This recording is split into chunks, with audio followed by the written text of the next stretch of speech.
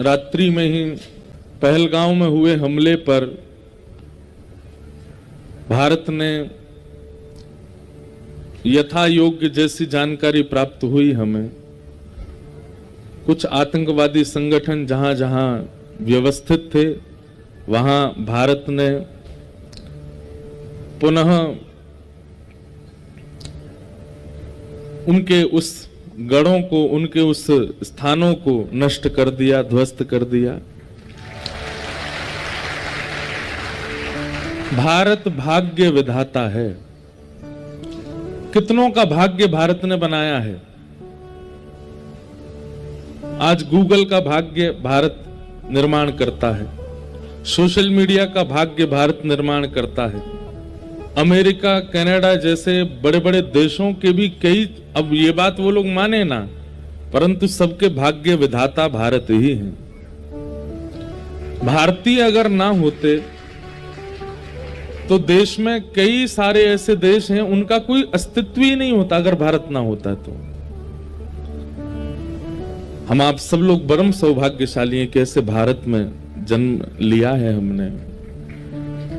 श्रीमद् भागवत के पंचम स्कंद में तो देवता कहते हैं ठाकुर जी से कि धन्य हैं जिनका जन्म भारत में होता। देवता कहते हैं, बोले इनको तीर्थ भी मिलते हैं, पवित्र नदियां भी मिलती हैं, सब प्रकार के मौसम भी मिलते हैं।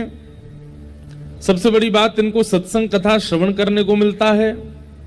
कितने धन्य हैं भारत के लोग।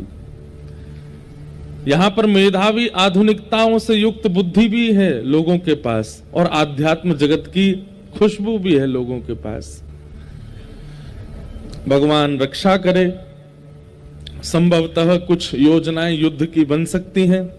आप सब लोग अपना ध्यान रखिएगा, किसी को किसी प्रकार की कोई क्षति ना हो, ऐसी हम ठाकुर जी से प्रार्थना करते हैं। ठाकुर जी से प्रार्थना की जो भी भारत की तरफ से सुरक्षा में कदम उठाने चाहिए वो जरूर उठाए जाएं, और उसमें यदि विपक्षियों से, दुश्मनों से लड़ने की भी अगर संभावना बने तो हम सब लोगों को भारत के इस कदम का समर्थन करना चाहिए। हम सब लोग कौन हैं? हम सब लोग भारत के प्राण हैं, और हमारी रक्षा के लिए चारों ओर जो सैनिक जन खड़े हैं, जिनका हम नाम भी नहीं जानते, जिनका हम पता भी नहीं जानते। पता कब चलता है? जब वो शहीद हो जाते हैं तब उनका नाम पता चलता है, तब उनके गांव का पता चलता है। पर उनकी वजह से हमारी प्राण रक्षा होती है। हम आज बिना महाराज जी से पूछे, बिना किसी से पूछे, इस संपूर्ण कथा का फल उन समस्त सैनिकों को प्रदान करते हैं जो भारत की रक्षा में अपने प्राण की बाजी लगा करके हम लोगों के सुख का विचार करते हैं। ऐसे सैनिकों को इस भागवत का संपूर्ण फल प्राप्त हो, हम ऐसा भाव रखते हैं। ठाकुर जी किसी मां को अपने पुत्र को खोने का अवसर ना देवे। ठाकुर जी ऐसी कृपा करें, अगर संभावना कुछ बने तो कोई बहन अपने पति को ना खोवे, कोई बहन अपने भाई को ना खोवे, कोई माँ अपने पुत्र को ना खोवे, कोई गांव अपने लाल को ना खोवे। ऐसे हम पवई धाम हनुमान जी से प्रार्थना करते हैं, त्रिपुर सुंदरी मैया से प्रार्थना करते हैं। इन 7 दिनों में जो भी यहाँ अनुष्ठान हुआ, यज्ञ हुआ, ये कथा हुई, इन सब का फल हम सब भारत की सुरक्षा में खड़े सैनिकों को प्रदान करते हैं। वे सुरक्षित रहें, ठाकुर जी उन पर खूब बल प्रकट कर दें। अरे हम तो कहते हैं कि ऐसी स्थिति आ जाए, अगर युद्ध की संभावना बने तो सैनिकों के आगे सुदर्शन चक्र लेकर के हमारे चतुर्भुज रूपधारी श्रीमन नारायण खड़े हो जाएं।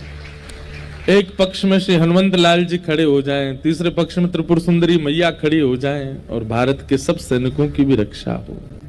और दूसरे जो अपने राष्ट्र, अपने देश, अपने कुल, सबकी रक्षार्थ युद्ध करते हैं, और जरूरी नहीं कि युद्ध में ही शहीद होते हैं, जीवन भर अपने राष्ट्र की रक्षा के लिए खड़े रहे और फिर अपना जीवन पूर्ण करके यदि वे प्रस्थान करते हैं, अपनी पूरी आयु जीकर के भी यदि वो प्रस्थान करते हैं और अपने जीवन का कुछ समय वो देश की रक्षा सुरक्षा के लिए व्यतीत कर चुके हैं, मृत्यु के पश्चात उनको भगवत धाम की प्राप्ति होती है।